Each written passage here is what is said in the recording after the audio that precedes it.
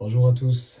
Alors je voulais partager avec vous une pensée, enfin une phrase d'ailleurs qui m'est venue en préparant le dernier Kainos. Alors je vous cite cette phrase parce que je pense qu'elle peut nous éclairer sur deux sujets en particulier. Bon, je vous l'ai dit, l'homme s'est caché de Dieu à cause du péché, mais Dieu s'est révélé caché dans l'homme à cause de la justice. Alors, je répète, l'homme s'est caché de Dieu à cause du péché, mais Dieu s'est révélé être caché dans l'homme à cause de la justice. Je ferai un zoom un peu sur la première partie. L'homme s'est caché de Dieu à cause du péché. Je ne focaliserai pas sur l'aspect moral du péché, sur tu dois faire ça, tu ne dois pas faire ça, sur l'erreur qu'on commet en ne faisant pas ce qui semble être juste. Mais je voudrais plutôt focaliser sur ce qui est réellement ce qui génère réellement ce péché et pourquoi l'homme s'est caché à cause du péché. J'aime bien ce que saint Augustin dira que le péché n'est rien, n'a aucune substance. Et je comprends ce qu'il veut dire. Le péché n'est rien sans notre choix. Sans notre choix d'accepter l'erreur, sans notre choix d'accepter ce qui n'est pas la vie, ce qui n'est pas Christ finalement, ce qui n'est pas Dieu dans sa personne, son jaillissement et sa vie. Il s'agit du péché. Donc ce qui est autre que Dieu, c'est-à-dire la réalité, Dieu qui est vérité, aletheia, qui est la réalité, qui est la substance même de ce qui est vrai, de ce qui est réel, eh bien nous choisissons ce qui est virtuel, ce qui n'a pas de substance en soi. Si on revient d'une manière, j'allais dire, plus originale au verset de Genèse, Genèse chapitre 3, alors je vais le lire parce que je l'ai sous mes yeux cette fois-ci, je ne marche pas dans la forêt. Genèse 3, 6. La femme vit que l'arbre était porteur de fruits, bon à manger, agréable à regarder et précieux pour ouvrir l'intelligence. Alors, bon, je me permettrai une lecture différente et selon d'autres compréhensions, même rabbiniques d'ailleurs, que la lecture uniquement littérale d'Adam qui fut l'homme et Ève qui fut la femme, mais où Ève représente cette facette et une facette de l'intériorité libre, de la volonté libre de l'homme, dans le libre arbitre qui lui a été donné dans l'image même de Dieu. Ève, donc, cette partie de l'être humain induit par ce serpent, l'animal le plus rusé. C'est tellement intéressant aussi cette étude plus étymologique sur le mot rusé par rapport à l'intelligence même de l'homme, mais bref, c'est un autre sujet. Mais Ève, qui représente cette facette de l'homme, de l'être humain, qui, à travers cette certaine volonté et intelligence, va être attirée, va être happée, presque irrésistiblement, j'allais dire, devant ou depuis l'arbre de la connaissance du bien et du mal. Et son fruit, littéralement, était, comme c'est écrit, agréable à regarder. Littéralement, un peu plus, était plaisant ou faisait plaisir à l'œil. Et ce qui est, je pense, très très intéressant, c'est que œil en hébreu est écrit Enaïm. Enaïm, littéralement, c'est la source ou la fontaine. Et là, je crois qu'on tient une clé pour mieux définir pourquoi le péché, pourquoi l'homme se cache de Dieu à cause du péché. Dans ce texte-là, on voit que l'homme se cache de Dieu parce que, à travers cette facette de l'être humain que là on appelle Ève dans le texte, il change de source. Il change de source et qu'à travers l'œil, à travers l'extériorité, il pense que cette extériorité, que l'arbre de la connaissance du bien et du mal, ce fruit à l'extérieur, va enfin le combler, va enfin le satisfaire, va enfin le remplir, va enfin lui amener la connaissance qu'il n'aurait pas déjà. Ou même, je dirais, cette identité divine qu'il n'aurait pas déjà. Et c'est là tout le sens et le principe même de l'erreur. C'est de penser que ce qui est à l'extérieur, ce qui est à l'extérieur, et où Dieu lui-même dira qu'il n'est pas au milieu du jardin, cet arbre. L'arbre qui était au milieu du jardin était l'arbre de vie. Était l'arbre de vie. Cet arbre de vie qui était au milieu du jardin, qui était au centre de l'homme, était la source même de qui il est, du jaillissement même de sa complétude, de sa satisfaction, de son identité divine. Quand Dieu, dans le début du récit de Genèse, souffle sa respiration divine, le prend et le rapproche de lui, et à travers un baiser, comme une tradition rabbinique, souffle sa respiration de vie, sa respiration qui est esprit. Et il devint une âme vivante. Dans d'autres textes hébreux, il est traduit, devient un esprit communion, un esprit parlant. Il ne manquait rien à l'être humain au tout début. Ce n'était pas Adam et Ève n'était pas une première version, et heureusement Jésus est arrivé, il y a la dernière version. Non, il ne manquait rien à Adam, à cet être humain universel Adam. Il ne manquait rien. Mais dans cette libre arbitre, cette liberté qui est selon l'image de Dieu, où le Père n'est pas un dictateur, n'est pas un marionnettiste, l'être humain a appris à vivre, à choisir l'erreur de l'extériorité, à choisir l'erreur de son œil qui a trouvé le fruit plaisant, a choisi de changer de source, d'alterner, de basculer sur une autre source qui est celle de l'extériorité. Et cela nous concerne tellement aujourd'hui. Si nos vies sont consciemment ou inconscientes, à travers les exemples que je vais donner, concernées par ça, c'est-à-dire à travers une nouvelle voiture qu'on pourrait avoir, changer de femme si on pense qu'on va aller mieux, avoir un nouvel ordinateur parce que ça va changer notre vie, toute chose de raison ou de,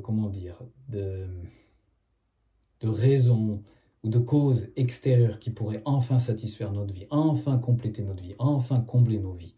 Et là, je parle par exemple dans le milieu plus chrétien, que enfin ce pasteur, enfin cet apôtre, enfin cet enseignant va combler ma vie, va satisfaire, va m'amener la révélation dont j'ai besoin, va m'amener la guérison dont j'ai besoin, va m'amener la satisfaction dont j'ai besoin. Ou même, si l'image de Dieu que nous avons est extérieure, ce Dieu extérieur va enfin faire pleuvoir sa pluie de bénédiction sur moi, va enfin m'accorder sa faveur sur moi, va enfin avoir le toucher de son esprit sur moi, qui vient de je ne sais où, de quelle dimension qu'on appellerait les cieux.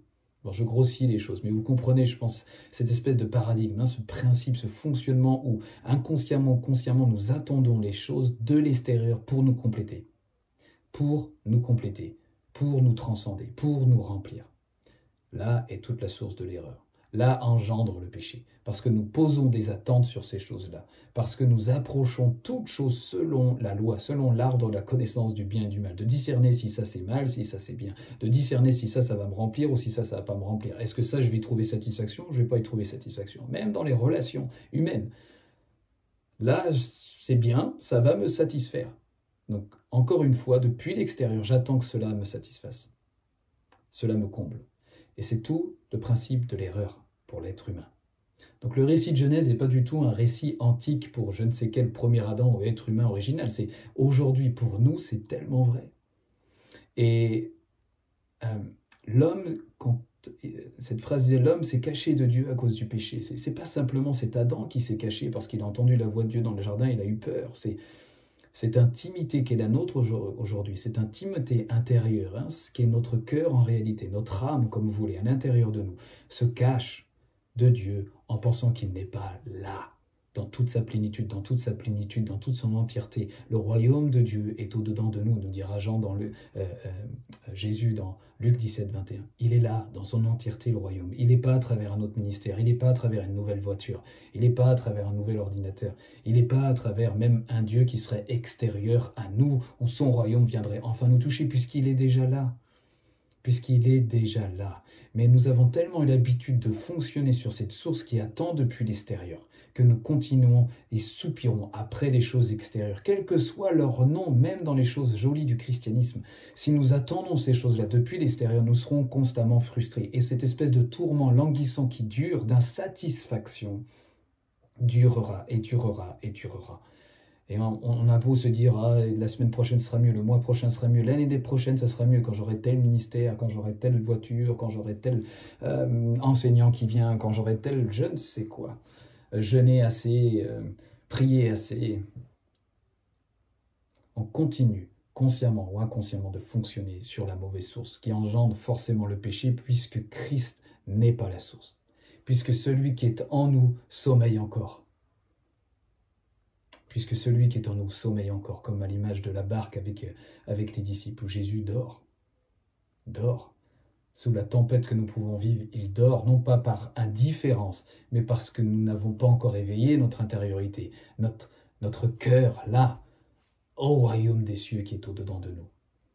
Heureusement, à ma conversion, si on doit parler ce gros mot-là, c'est mon âme a eu un instant, entre guillemets, de retournement où elle a regardé à l'intérieur d'elle et pour les premières fois, elle a entendu le mot de Jésus résonner en elle. La vie de Christ a surgi et a jailli d'elle. Et elle s'est retournée, elle a vu la présence de Jésus. Et après, d'une manière ou d'une autre, par différents modèles que je voyais, je pensais que je devais les chercher à l'extérieur de moi, tout comme à l'instar de la vie de saint Augustin. Je cherchais à l'extérieur de moi, je cherchais en dehors de moi, alors que beauté si ancienne et si nouvelle, tu étais là en moi. Je ne cite pas parfaitement saint Augustin, mais c'était le sens de ce qu'il voulait dire. Et combien de fois on fait ça, que nous embrassions nos religions ou pas d'ailleurs, au lieu de chercher ce qui est en nous, la présence même de Dieu, la source jaillissante et vivante qu'il est en nous, le fleuve qui est en nous, la présence apaisante, joyeuse, constante, renouvelante, inspirante, qui est en nous, qui est là, qui est le Christ, qui est l'espérance de gloire en nous, nous le laissons de côté. Nous le cherchons ailleurs. Et parfois, par pure grâce, il jaillit, j'allais dire, en dépit même de ce que nous pensons savoir où il est. Et pourtant, il est là, et il attend qu'une chose, c'est qu'on vienne engager, qu'on vienne poser nos regards, que notre âme prenne le temps de se retourner. Elle trouve le merveilleux Christ en elle, la vie même de Dieu en elle, que si elle prend le temps un peu d'accueillir et de ne pas venir avec ses lumières, comme une petite méditation que j'avais écrite, c'est si on vient avec nos lumières, on ne verra pas dans l'obscurité celle de Dieu. Pourquoi? Parce que si on vient avec nos connaissances positives ou négatives concernant Dieu, si nous venons avec ce que nous pensons savoir de lui, il y a de grandes chances que cela soit un obstacle dans l'expérience de l'intériorité, dans l'expérience de le Christ vivant en nous, dans l'expérience de l'arbre de vie qui est au centre du jardin en nous. Et donc nous continuons à mener notre vie avec l'arbre de la connaissance du bien et du mal, ce qui est bien, ce qui est mal, ce qui est juste, ce qui est injuste. Et nous pensons que notre discernement est juste, alors qu'on se plante. Et tout simplement, on se plante parce que nous n'avons pas été façonnés et inspirés pour vivre de cette manière-là. Nous avons été façonnés et inspirés pour vivre selon cette respiration, selon ce souffle divin qui est en nous et qui jaillit du tréfonds de notre être. Quand on prend le temps d'engager cette présence, quand on prend le temps, j'allais presque dire, de découvrir cette présence, de cheminer en soi. C'est pas un slogan d'une autre spiritualité étrangère à ce qui est écrit dans la Bible. Je pense qu'à travers en particulier Patrick Fontaine ou peut-être d'autres, même tout simplement la traduction Chouraki, dans le Cantique des Cantiques, là je ne l'ai pas devant moi, j'aurais dû le prendre, il me semble que c'est dans le Cantique, je ne pense pas que ce soit le 8, mais où, quand il parle à la bien-aimée de se lever, littéralement Chouraki décidera de traduire « Lève-toi et va vers toi, va vers toi, va vers toi ». Et on ne sait pas le faire. On a tellement eu l'habitude de fonctionner sur cette source qui attend de l'extériorité de nous combler, de nous remplir, de nous guérir, de nous faire le bien et enfin apaiser un peu cette espèce de tourment languissant de savoir spontanément qu'on ne vit pas encore simplement les promesses que Jésus nous avait données de vivre. Tout simplement parce que les eaux jaillissent pas de nous. Parce que lorsque Jésus nous promet que de votre sein, de votre cou, il y a des eaux jailliront de votre sein, on sait que ce n'est pas la réalité. On le sait secrètement, on ne le dit pas aux autres, on continue à faire des blabas et à se montrer sur l'estrade pour ceux qui sont engagés. Mais en fait, intérieurement, on sait que ce n'est pas là. Et ça nous tourmente, ça nous fait du mal. Alors que Jésus ne veut pas nous tourmenter à travers des belles promesses, mais que notre âme se retourne vers elle-même et qu'elle comprenne qu'elle est complète. Parce que Christ est là et qu'il est vivant. Colossiens 1, 27, où Paul annonçait dans les nations, Christ en nous, l'espérance de la gloire. Galates 3, il a plu au Père. C'est beau d'ailleurs, dans Kainos, j'avais détaillé un peu plus ce verset, mais parce qu'il a plu à mon Père, qui m'a identifié hors du sein de ma mère, littéralement hors du ventre de ma mère, et m'a révélé, m'a dévoilé à l'intérieur son Fils, afin que je l'annonce, non pas parmi les nations, mais dans les nations, dans les gentils. Regardez, voici, le Christ est en vous. Non pas comme une nouveauté bisounours, tout est gentil, tout est bien, mais prenez le temps de connaître celui qui vous habite. Prenons le temps de connaître celui qui nous habite. Parce que sinon, nous continuerons de fonctionner sur cette source où nous attendons des choses extérieures. Que nous embrassions une religion ou pas, ça ne change rien à ce principe. Ça ne change rien. Donc c'est tout le sens de si on vient avec nos lumières, si on vient avec nos connaissances, et en particulier parfois religieuses, et qu'on pense le trouver, bien souvent ça fera plus obstacle qu'autre chose, parce qu'il est là, et parce que c'est dans l'obscurité au départ de notre intériorité, de notre intimité la plus personnelle, lorsqu'on ferme les yeux, et qu'on décide de tourner notre attention vers ce qui nous habite, qu'au début, nous traversons ce qu'on peut nommer l'obscurité, c'est-à-dire avoir l'impression de perdre tous nos repères, d'être pris que ce soit à travers nos pensées, mais à travers nos émotions, à travers ce qu'on a vécu, des traumas qui remontent, ce genre de choses. Et puis, dans cette traversée, juste dans la confiance, dans la petite confiance que nous avons, dans cette traversée, dans ce repos que ça ne dépend pas de mes efforts, ça ne dépend pas de mon ascèse, ça ne dépend pas du temps que je vais prendre non plus.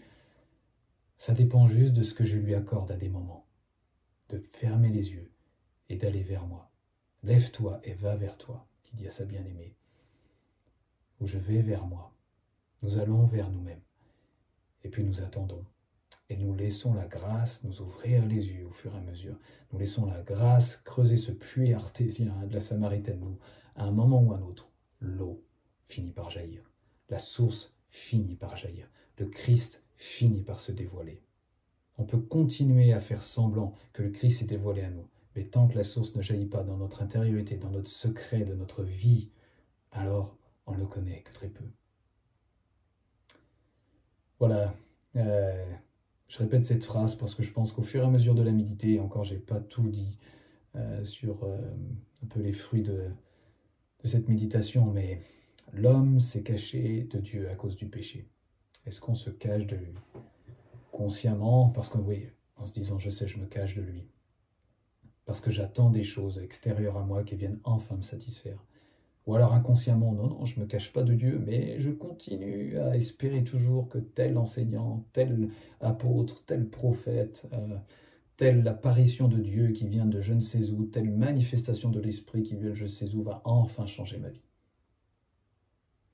Ou tel positionnement dans le ministère ou dans le service. On se cache de Dieu. On se cache de Dieu parce que notre âme n'a pas appris à se retourner, notre âme n'a pas appris à voir en elle-même, elle n'a pas appris à voir quel est le trésor qu'elle recèle, elle n'a pas appris à voir quel est l'arche de l'alliance qui n'habite le sanctuaire. Elle le confesse, elle en parle même, mais elle ne le connaît pas, elle n'a pas l'expérience de cette arche de l'alliance. Et la deuxième partie, mais Dieu, lui s'est révélé être caché dans l'homme à cause de la justice, à cause de l'œuvre de Jésus à cette croix. C'est pas simplement une croix pour avoir un joli souvenir religieux, mais cette croix parce que il nous a crucifiés avec lui, il nous a inclus d'une manière mystérieuse, ce logos, la parole vivante par lequel toute chose a été faite et par lequel toute chose subsiste, a été inclus avec lui dans cette croix afin de mourir à toute cette enveloppe naturelle ou spirituelle qui l'empêchait enfin de voir de nouveau la source qui l'habite, la source vivifiante, jaillissante, renouvelante, transcendante, inspirante, transformatrice, la source qui est déjà la complétude, qui est déjà la plénitude en l'homme.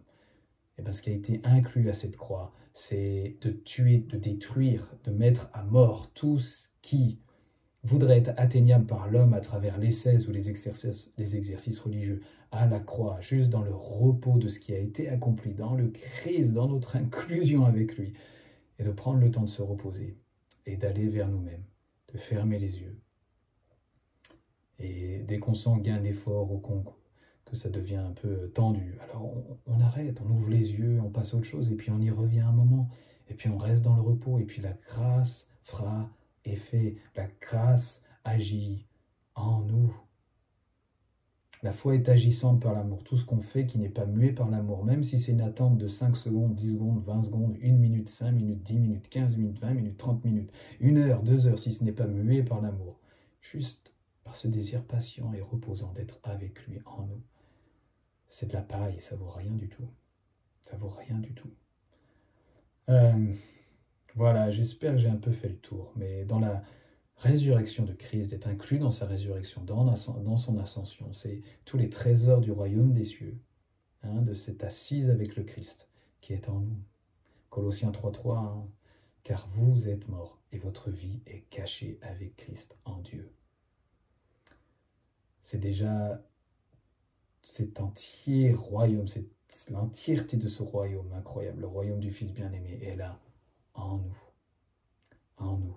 Et si on ne fait pas le pas d'aller vers nous-mêmes pour apprendre à le connaître en réalité, en vérité, Dieu qui cherche des adorateurs en esprit et en vérité, dans le souffle et aletheia, dans la vigilance, dans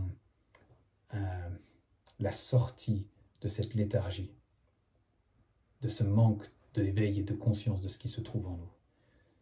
Et au fur et à mesure, le Christ se révèle et jaillit, et notre conscience est changée. C'est comme si, de nouveau, on avait alterné, changé de source. Et Christ devient réellement la source. Ça ne veut pas dire qu'on devient parfait, ça ne veut pas dire que tout est facile, ça ne veut pas dire qu'on fait encore tout ce qu'il faut, mais par contre, nous savons par expérience que les exercices de piété sont inutiles, que tous les efforts qu'on peut faire par nos mots sont strictement inutiles pour goûter la conscience de Christ, pour goûter juste la pensée de Christ qui infuse ce que nous voyons, ce que nous pensons, ce que nous disons. Et ce serait, je pense, encore une autre vidéo, mais l'installation de la conscience de Christ, de la pensée de Christ, de l'intuitivité, la spontanéité, où vivre devient Christ au fur et à mesure. Pas à travers les choses qu'on fait pour lui, pas à travers plus de jeûnes, pas à travers plus de prières, pas à travers plus d'intercessions. Je ne suis pas contre ces choses-là, mais tant qu'elles sont faites pour atteindre un but, et en particulier celle de la communion, qu'on se le dise ou pas secrètement, c'est une erreur. C'est continuer à fonctionner à travers la source de l'extériorité. Voilà, j'espère que c'est un peu plus clair, mais je répète cette phrase, j'espère qu'elle pourra vous parler aussi. L'homme s'est caché de Dieu à cause du péché. Et Dieu s'est révélé être caché dans l'homme à cause de la justice. Voilà, j'espère que ça pourra vous parler et puis j'espère nous éclairer un peu sur notre fonctionnement aujourd'hui et rentrer encore plus dans ce royaume de Dieu au-dedans de nous. Allez, je vous dis à bientôt.